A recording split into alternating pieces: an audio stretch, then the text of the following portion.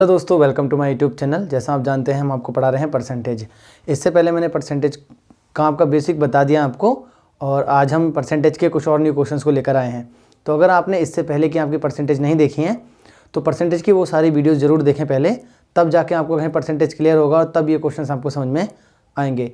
तो जैसे आपको पता है कि मैं लास्ट वीडियो में आपको खपत वाले क्वेश्चंस करा रहा था, यानी कि जो खर्च हमारा होता है वो कितना हो रहा है अगर खपत बढ़ रही है तो, या खर्च कम हो जा रहा है, तो वो वाले क्वेश्चंस कराए थे। आज मैं उसी का नेक्स्ट टाइप लेके आया हूँ कि उसमें और कोई कैसे पूछ लेता है। जैसे पिछले क्वेश्चंस में क्या था कि वो खर्चा सेम रखवा रहा था, अभी हो सकता है वो खर्चा बढ़ा रहा हो हमसे।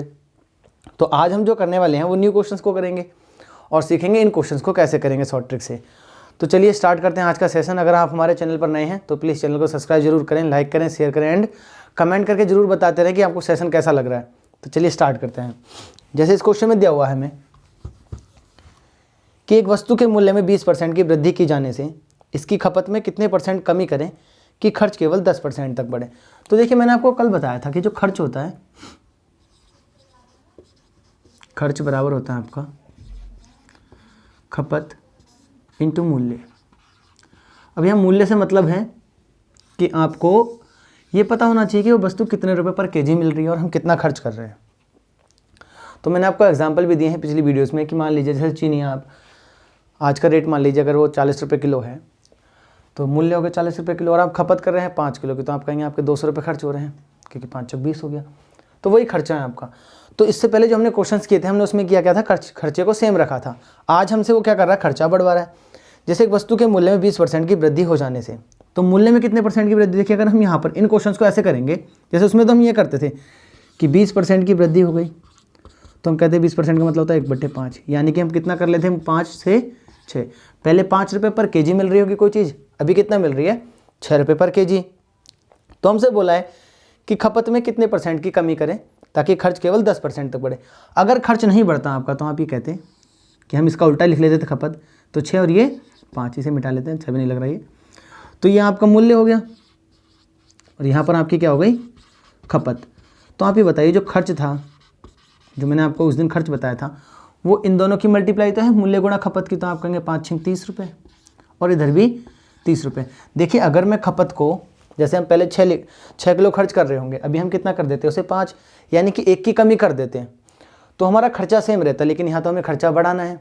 आप कहोगे खर्चा बढ़ाना है, और कितना बढ़ाना है, 10%, यानी कि 30 का अगर आप 10% निकालेंगे तो आप कहेंगे वो आएगा 3 रुपये। मतलब मुझे 3 रुपये और खर्च करने हैं। इस बार मुझे कितने रुपये खर्च करने हैं, आप कहेंगे हमें 33 रुपये खर्च करने हैं। ये तो खर्चा करना है 33 रुपये। तो देखिए अगर आप 33 रुपये खर्च करना चाहते हैं, इस समय रेट क्या है, आप कहेंगे 6 रुपये का 1 किलो, यानी कि 6 रुपये में आपको कोई भी चीज़ 1 किलो मिल रही है। तो हमें कितना रुपये चाहिए, 3 रुपये की सामान चाहिए। तो अगर आप यहाँ 3 रुपये बनाते हैं तो आप 2 से डिवाइड करेंगे, यानी कि 3 रुपये में आपको आधा केजी सामान और मिल जाएगा, यानी कि मुझे 5 किलो ना मिलकर 5.5 किलो मिलेगा। कितना मिलेगा, 5.5 किलो। अब देखिए एक बात बताइए, आपने खपत में कितने % की कमी की, तो आप कहेंगे हमने 6 से 5.5 कर दिया, तो आप कहेंगे हमने आधे की कमी कर ली। आप घटा कर देख सकते हैं। और कितने पर कमी की है, तो आप कहेंगे 6 पर। तो मैंने ये बात आपको बहुत बार बता दी है, तो ये कमी निकाल ले रहे हैं हम, कमी प्रतिशत है। तो ये बात मैंने आपको बहुत बार बताई कि अगर जब आप किसी भी फ्रैक्शन को अगर एक पूर्ण संख्या से डिवाइड करते हैं तो ये 6 इसके साथ मल्टीप्लाई में जाता है, तो आप कहेंगे 1/12, जिसका मान होता है 8 से ही 1/3% की मुझे कमी करनी पड़ेगी। तो देखिए ये तो बहुत लंबा मेथड हो रहा है ना, तो हम क्या करते हैं, इसके लिए हम करते हैं शॉर्ट ट्रिक का इस्तेमाल। अब देखिए शॉर्ट ट्रिक कैसे करते हैं। तो ये तो एक्सप्लेनेशन है जो हमने किया है कि हम ऐसे करेंगे इस क्वेश्चन को। अब देखिए इसमें हम क्या करते हैं, जैसे अगर मैं 100 रुपीज़ मान लूँ अपना प्रारंभिक मूल्य, तो हमसे वो कितने % की वृद्धि करवा रहा है, आप कहोगे 20% की, यानी कि अभी मेरे रुपए कितने खर्च होने चाहिए थे, 120 रुपये। लेकिन उसने तो बोला है कुल 10% आपका खर्चा बढ़ना चाहिए, यानी कि एक्चुअली मुझे खर्च कितने करने थे, आप इसका 10% निकालेंगे। देखिए ये 20% की वृद्धि हो गई, तो आप 100 का 20% निकालोगे तो 20 रुपये आएगा, यानी कि 120 रुपये खर्चा हो रहे हैं। और यहाँ पर 10% की वृद्धि करवा रहा है वो, तो यानी कि 110 रुपये खर्च करने थे। यानी कि एक्चुअली मेरा खर्चा कितना होना चाहिए था, 10 रुपये, लेकिन हो कितना रहा, 120। तो मैंने आपको बताया है कि जो खपत होती है वो मूल्य की हमेशा क्या होती है, उल्टी होती है। यानी कि पहले हम कितना खर्च कर रहे होंगे, आप कहेंगे 120 किलो कोई भी सामान, अभी कितना खर्च कर रहे हैं, आप कहेंगे 110। तो हमने कमी कितने की है, आप कहेंगे हमने की है 10 की। तो अगर आप कमी % निकालें तो आप कह देंगे हमने भाई 10 की कमी करी, और कितने से, पहले हम 120 खर्च कर रहे थे, तो आपने कहा हमने किया 120। आप देख सकते हैं कि यहाँ पर भी 1/12 आ रहा है, जिसका मान 8 से 1/3% होता है। तो आप जानते हैं मैं 8 से 1/3% कैसे निकाला हुआ है, तो आप कहेंगे मैंने इसमें 100 की परसेंट में बदलने के लिए मल्टीप्लाई की हुई है। तो बस हम इस क्वेश्चन को ऐसे करेंगे, ना कि ऐसे। तो एग्जाम में ये है शॉर्ट ट्रिक, और शॉर्ट ट्रिक क्या है, ये भी कंसेप्ट ही है। देखो क्या हुआ, मैंने जैसे आपको बोला है कि आपको 100 रुपये प्राइस मानना था इसका, तो आपने क्या किया, 20% की वृद्धि कर दी है। तो अगर 20% की वृद्धि हुई मूल्य में, यानी कि 120 रुपये पर केजी हो गई होगी कोई चीज़, लेकिन हमें तो कुल 110 रुपये का सामान चाहिए था ना, तो आपने कहा मैंने खपत में कमी कर दी 10 की। कितने की 10 की, और कितने से, 120 से। तो आई होप आपको ये बात क्लियर हो गई। और लेते हैं सही तो क्वेश्चन। चलिए नेक्स्ट क्वेश्चन की ओर चलते हैं।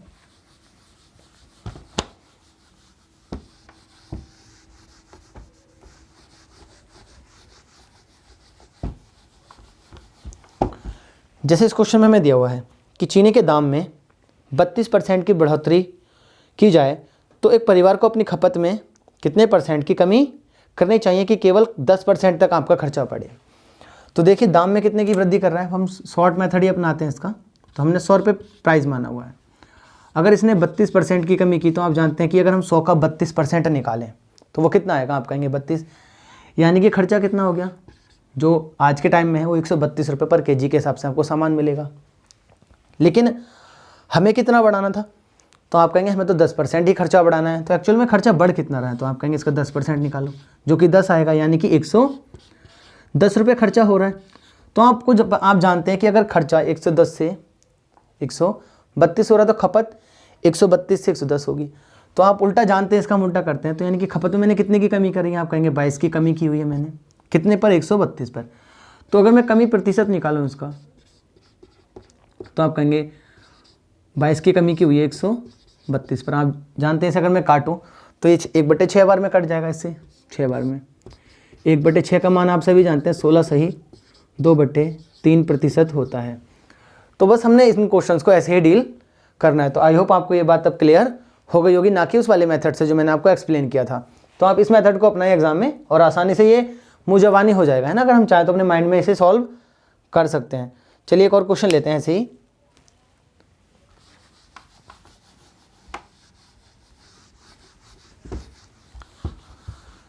देखिए इसमें दिया हुआ है कि दूध के मूल्य में 25% की वृद्धि करने पर एक व्यक्ति अपनी खपत में कितने % की कमी करे ताकि खर्च केवल 25% तक कम हो जाए। अब हमें क्या करना है, खर्च कम करना है। तो आपने कहा अगर प्रारंभिक मूल्य 100 रुपये होगा, कितना होगा 100 रुपये, तो मूल्य में 25% की वृद्धि हो गई, यानी कि मूल्य कितना हो गया अब 125, जानते हैं आप, प्लस 25% हुआ है।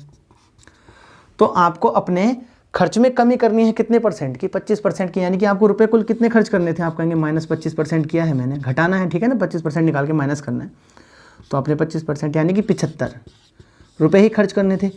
तो आप जानते हैं कि मेरा जो मूल्य होगा वो 75 से कितना हुआ है 125। तो खपत इसकी उल्टी, कितना कम हो जाएंगे, आप कहेगा 50, आप कहेंगे 50 की हमने कितने पर कर दी कमी, 175 पर। तो यहाँ पर भी जो कमी आ रही है, कमी वो कितनी आ रही है, आप कहेंगे कितने की आ गई, आप कहेंगे भाई 50 की आ गई, कितने पर, 125 पर। तो आप जानते हैं 5 ढाई 50, और ये 5 से कितने कट जाएगा 25 बार में, 5 से काट लो, 5 दूनी 10, 5 पंजे 25। तो आप कहेंगे 2/5। अब देखिए 2/5 का मान कितना आएगा, तो आप जानते हैं कि 1/5 का मान कितना होता है 20%। तो आप इसे लिख सकते हैं 2 × 1/5, और इसकी वैल्यू होती है 20%। तो 20 और 2 40%, इसका क्या आ जाएगा, आपका आंसर आ जाएगा। तो आई होप अब आपको ये बात बिल्कुल क्लियर हो गई होगी। तो चलिए एक और क्वेश्चन लेते हैं, अलग टाइप का थोड़ा, क्योंकि आपको ऐसे वाले तो क्वेश्चन सब एक्सप्लेन हो गए हैं, मैंने कर दिए हैं पूरे अच्छे से। तो आप करके देखना इन क्वेश्चंस को, राकेश यादव की बुक में होंगे और किरण में भी हैं, तो आप वहाँ से करके देख लेना।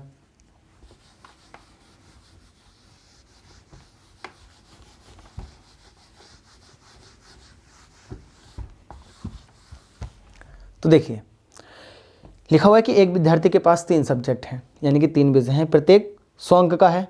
एक विद्यार्थी ने एक विषय में 60% अंक, दूसरे में 80% अंक प्राप्त किए हैं। तीसरे में भाई कितने प्रतिशत अंक प्राप्त करे ताकि उसे तीनों विषय में, यानी कि ओवरऑल उसे 70% अंक प्राप्त हो।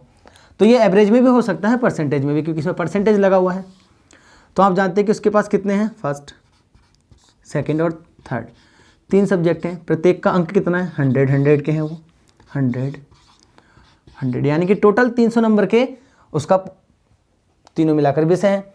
तो अगर 300 नंबर के हैं तो इसमें उसने 60% अंक प्राप्त किए हैं, इसमें 80%। हमसे इसमें पूछा हुआ है कि वो इसमें कितने % अंक प्राप्त करें ताकि उसे ओवरऑल 70% प्राप्त हो। तो आप ये बताइए टोटल अंक कितने हो रहे हैं, आप कहेंगे 300। कितना हो रहा है 300, तो हमें इसी का तो 70% निकालना है, यानी कि मैं देख सकता हूँ कि उसे कुल कितने नंबर चाहिए होंगे। तो आप कहेंगे 210 नंबर अगर वो ले आता तो उसके ओवरऑल कितने हो जाते हैं, आप कहते हैं उसके ओवरऑल 70% हो जाते। तो एक बात बताइए, अगर 210 अंक लाने हैं तो आप ये बताइए अगर मैं 100 का 60% निकालूँ तो 60 तो उसको यहाँ मिल गया, अगर मैं 100 का 80% निकालूँ तो 80 तो उसको यहाँ मिल गया। तो यहाँ पर हमने x अंक मान लिया, उसको कितने मिले होंगे x। अब आप जानते हैं कि इन सबको जोड़कर ही तो कितना आना चाहिए था 210, तो इक्वल में रख लेना आप 210। तो आप जानते हैं 8 6 14 यानी कि 140 प्लस x बराबर 210। ये उधर जाकर घट जाएगा तो x का मान कितना आ जाएगा 70, यानी कि उस विषय में उसे कितने नंबर चाहिए होंगे, आप कहेंगे 70। अब देखिए हम इस क्वेश्चन को एवरेज से कैसे कर सकते हैं। तो आप जानते हैं जो एवरेज होता है उसका मतलब ये होता है, मैं एवरेज में बताऊंगा आपको जब एक्सप्लेन करेंगे हम एवरेज, तो कि एवरेज जो होता है उसका मतलब होता है सभी के पास समान रूप से बराबर कोई चीज़ होनी चाहिए। तो ये 100 था 100 था 100 था, अगर आपको ओवरऑल 70 नंबर चाहिए है ना 70%, तो इसमें भी 70 नंबर होने चाहिए थे, इसमें भी और इसमें भी 70। तो आप देखिए इसके पास तो 60 है, तो आप कहेंगे हम इसका 10% इसे दे दें, है ना, इसका 10% अगर हम इसे दे दें तो यहाँ पर भी 70 हो जाएगा, यहाँ पर भी, तो ऑटोमेटिक यहाँ पर कितने नंबर लाने पड़ेंगे उसे 70 नंबर लाने पड़ेंगे, तो उसकी 70% बन जाएगी। क्योंकि हर विषय में 70 नंबर, जैसे आप मान लीजिए हम 12th में या 10th में हैं, हमारे पास सारे विषय में कितने नंबर 5 सब्जेक्ट होते हैं, अगर मैं पाँचों में 70 नंबर लेकर आ जाऊँ तो मेरी 70% बनेगी, अगर मैं पाँचों में 80 नंबर लेके आ जाऊँ तो मेरी 80% बन जाएगी। तो बस इसी पर होता है, एवरेज जो होता है वो सब पर सेम होता है। मान लीजिए 2 विषय हैं कोई भी, है ना, जैसे इसमें 3 विषय दिए हुए हैं, ये 2 ही मान लीजिए, इसमें 100 में से वो कितना लाया 60%, इसमें 100 में से कितना लाया 80%, तो ये बताओ दोनों में वो कितने % लाया होगा, मतलब टोटल ओवरऑल मिलाकर। तो आप कहेंगे इसको 10 दे दो, 70% लाया होगा। तो बस ऐसे ही उसे तीसरे वाले में भी कितने लाने पड़ेंगे 70% नंबर लाने पड़ेंगे। चलिए और एक क्वेश्चन लेते हैं सही।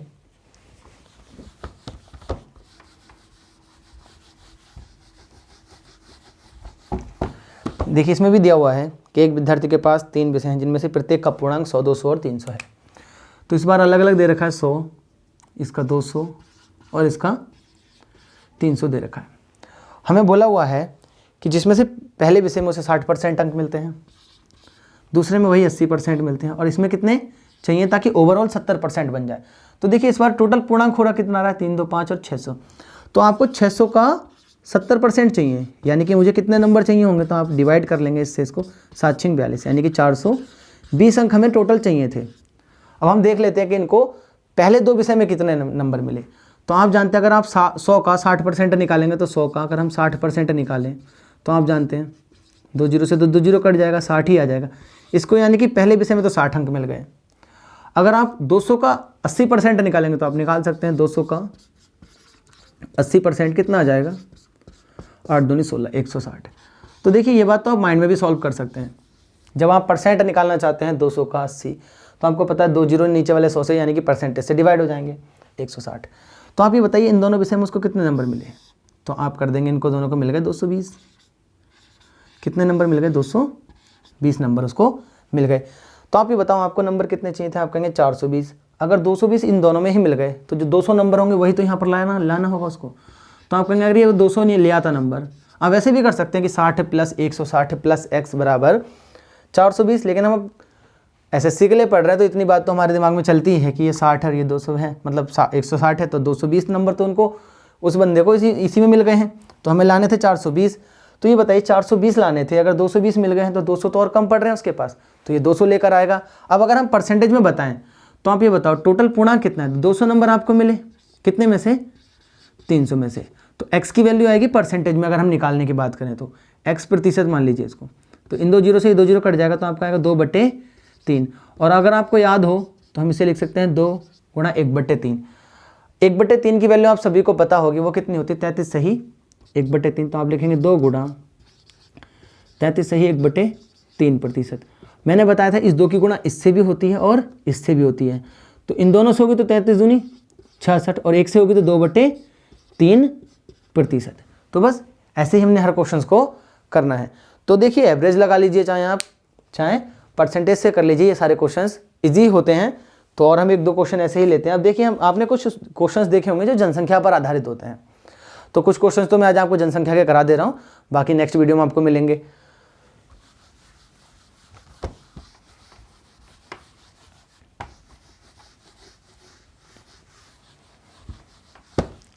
तो देखिए जैसे इस क्वेश्चन में दिया हुआ है कि एक गांव की जनसंख्या प्रत्येक वर्ष 10% की दर से बढ़ती है। तो प्रत्येक वर्ष 10% की दर से बढ़ रही है। ऐसे मान लीजिए 10% का मतलब ये हुआ, अगर अभी 100 है तो 1 साल बाद 10% बढ़कर यानी कि 110 हो जाएगी। फिर 110 का 10% बढ़ेगा ना जनसंख्या, तो वहाँ से बढ़ रही होगी। तो एक गाँव की जनसंख्या प्रत्येक वर्ष 10% की दर से बढ़ती है। तो 2 वर्ष बाद उस गाँव की जनसंख्या 12,100 हो जाती है। तो हमसे पूछा है प्रारंभ में उस गांव की जनसंख्या क्या होगी। तो देखिए 10% का आपने सभी ने मान लिखा हुआ है, मैंने बताया था 10% का मतलब होता है 1/10, यानी कि शुरुआत में अगर 10 जनसंख्या होती तो 1 साल बाद 10 अगर मैंने मानी हुई है शुरुआत में, तो 10% बढ़ के यानी कि 1 बढ़ जाती। तो पहले साल कितनी हो जाती, आप कहेंगे 11 हो जाती। कितनी हो जाती, 10 से 11। फिर अगले साल यही रिपीट होगा, फिर से भी तो 10 से 11 होगी। कितने से हो जाएगी, 10 से 11। अब देखिए बहुत बच्चों के कन्फ्यूजन रहता है कि हम यहाँ पर क्यों कर रहे हैं 10 से 11। 10 से 11 में इनकी गुणा करके मैं जैसे ऐसे बोलूँगा ना कि इन दोनों के आपस में गुणा कर लो, यानी कि 100 से कितनी हो जाएगी, 121। तो आप कहेंगे 121 ना होकर वो कितना है, ये इतना है ना, 12,100। तो आप कहेंगे ये तो 100 गुना है। तो यहाँ पर भी कितना हो जाएगा, 100 गुना। तो आप कर सकते हैं 100 गुना, तो 4 जीरो आ जाएगा यहाँ। तो यानी कि कितनी हो जाएगी, 10,000। यानी कि 2 साल पहले जनसंख्या कितनी होगी, 10,000। अब देखिए कन्फ्यूजन ये है कि हम यहाँ पर गुणा क्यों कर रहे हैं। तो आपको एक बात पता होगी कि जब पहले साल, मैं एक्सप्लेन कर रहा हूँ कि जब पहले साल जनसंख्या 10 से कितनी हो गई, 11, तो अभी नेक्स्ट ईयर यानी कि 1 साल के गैप के बाद, ये 1 ईयर का गैप है, तो अगले साल तो जनसंख्या ये वाली बढ़ेगी ना, यहाँ पर भी बढ़ेगी। तो हम ये कहते हैं कि 10 से ये भी तो 11 होनी चाहिए थी, क्योंकि 10% इसका बढ़ रहा है। तो आप ये बताओ ये इक्वल थोड़ी है, तो आप कहेंगे नहीं है। तो मैंने आपको बताया था, आप चाहो तो यहाँ 10 की मल्टीप्लाई कर लो, इधर 11 की, ये मैंने आपको परसेंटेज में बताया हुआ है, तो आपने यहाँ 11 की कर ली। तो आप देख सकते हैं पहले 100 थी, इस साल कितनी होगी, 110 और 121। तो जनसंख्या ऐसे बढ़ रही है ना। तो हम क्या करते हैं डायरेक्ट, क्योंकि हमें इस साल का तो कोई लेना देना नहीं है ना, हमसे तो फाइनल और किसका पूछा हुआ है, लास्ट का, यानी कि यहाँ पर, और इसका कितना होगा। तो इस वाले साल से हमें, यानी कि 1 साल बाद जो जनसंख्या होती है उससे हमें कोई लेना देना है नहीं। अगर कई बार आपसे वो पूछ लेता कि बीच में यानी कि 1 साल बाद कितनी होती, तो हम डायरेक्ट ही निकाल लेते, 10 से 11 होती। तो बस यहाँ पर भी आप देखिए हम निकाल सकते हैं। अगर आप यहाँ पर 100 की गुणा कर लेंगे तो वो कितनी आ जाएगी, मतलब 11,000 के आसपास आ जाएगी। तो यहाँ पर कितनी होगी, 12,100। तो आप देख सकते हैं कि 10% की दर से बढ़ती जा रही है। तो ऐसे क्वेश्चंस को हम ऐसे ही कर लेते हैं कि 10 से 11, 10 से 11। अब देखिए 2 साल के लिए है तो 10 से 11 2 बार लिखा हुआ है। अब यही 3 साल के लिए होता तो हम क्या कर लेते हैं, 3 बार लिख लेते हैं। 4 साल के लिए होता तो 4 बार लिख लेते हैं। अब जैसे इस क्वेश्चन में हमें दिया हुआ है कि एक गाँव की जनसंख्या प्रत्येक वर्ष 11 से ही 1/9% की दर से बढ़ती है। यदि वर्तमान में जनसंख्या 7,290 है तो 3 वर्ष बाद उस गांव की जनसंख्या क्या होगी। तो देखिए 11 से ही 1/9% की दर से बढ़ रही है। तो आपको पता होगा इसका मान होता है 1/9। तो यानी कि 9 से 10 हो रही है पहले साल, कितनी हो रही है, 9 से 10। अगले साल भी 9 से 10, अगले साल भी 9 से 10। अब देखिए इनकी ना गुणा मत कीजिएगा, जैसे 999 के हम गुणा कर लेते हैं। तो हमें करने की जरूरत ही क्या है, हम इसे 9 गुणा 9 गुणा 9 नहीं लिख सकते, और इसको तो लिख ही सकते हैं ना, 0, कोई बात नहीं, 3 जीरो है, गुणा करके भी वही बात है, और अलग अलग करके लिखेंगे तब भी वही बात है। अब हमारे हिसाब से ये कितनी हो रही है, आप कहेंगे हमारे हिसाब से हो रही है 9 × 9 × 9 जनसंख्या, और 3 साल बाद हो जाएगी वो कितनी, 1000। कितनी हो जाएगी, 1000। तो आप ये बताइए कि आपके हिसाब से ये 999 है, आप कहेंगे नहीं हमारे हिसाब से तो 7,229 है, 7,290, सॉरी 7,290 है। तो आप जानते हैं कि इससे कितनी बार में कट जाएगा, आपको पता होगा ये 7 to 9 जो है वो 9 का क्यूब है। तो हम इसे 10 बार में उससे पूरा काट सकते हैं। अगर आपको नहीं आ रहा तो आप पहले 9 से काटना, तो फिर 81 आएगा, फिर 9 से काटेंगे, फिर ये 9 बनेगा, और फिर 9 से काटेंगे तो वो 1 हो जाएगा, यानी कि 10 बार में डिवाइड हो जाएगा। तो अगर ये 10 गुना है तो ये भी कितना गुना होना चाहिए, आप कहेंगे 10 गुना, यानी कि उसकी जनसंख्या कितनी होगी, 10,000। कितनी होगी, 10,000। 3 साल के बाद अगर यही जनसंख्या किस रेट से बढ़े, 11 से ही 1/9% की दर से बढ़ना शुरू हो जाए। तो ऐसे क्वेश्चंस को करने में अब आपको कोई दिक्कत नहीं होगी, और ज़रूर प्रैक्टिस करें क्वेश्चंस की ना। आप वीडियो को तो देख ही रहे हैं, लेकिन प्रैक्टिस क्वेश्चंस को ही ज़रूर करें, क्योंकि प्रैक्टिस ही इंसान को मजबूत यानी कि स्ट्रॉन्ग बनाती है ना। अगर आप प्रैक्टिस नहीं करेंगे तो आपसे कुछ नहीं होगा। ये क्वेश्चन बेशक अभी आपको समझ में आ जाए, लेकिन आप अभी वो 2-3 महीने बाद अगर फिर से इन क्वेश्चंस को उठाएंगे तो आपको लगेगा पता नहीं क्या आ गया, मैंने ऐसा क्वेश्चंस कभी किया ही नहीं है।